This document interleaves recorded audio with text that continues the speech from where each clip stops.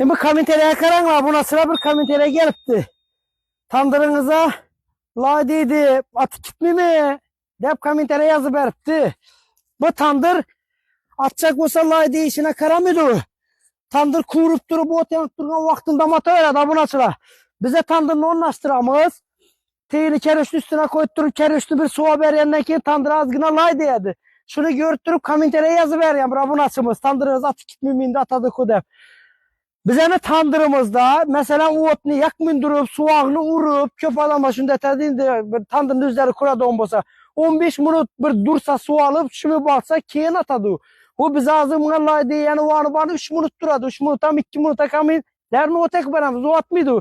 Atacaklandırımıydı, ot yanıp durganda atadı. Keyin bir nerse, mesela üzeriniz alıp otek aman deseniz de, tandırın üzerimiz kuraman deseniz de, otek durganda pankılda bat 2 seviyene cevap veremez. Bir yılın içinde namın arkasından kesek kopsa ona besplatni bu yerine cevap vereme. Abone sıralarımız. Bu dastapkemiz azı Beruni'de 4 kilo ben üzüm Beruni'de ben 4 kilden maşinim var. Bostanamazı bir maşinim verdik. Bugünkü dastapkelerimiz düm köp oldu. Abonaçılarımız 20 tandır bugünkü dastapkemiz. Bir maşinim nerede? Xivada bir maşinim Güllen'e verdim.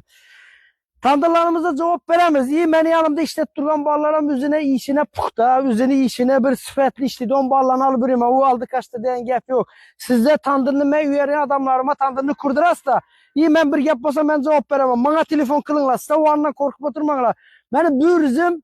Mesela hem merak arayıp yetiştiriyorum ben. Mesela üze gelsin. Kayseri barışı mesela bir bu muydu demenden abonaçılar. Şunun için ben üyenin adamlarımıza tandırını kurdurunla cevabını ben veremem. Tandır cevap bir yerde anladığım vez bu abonaçılarımız.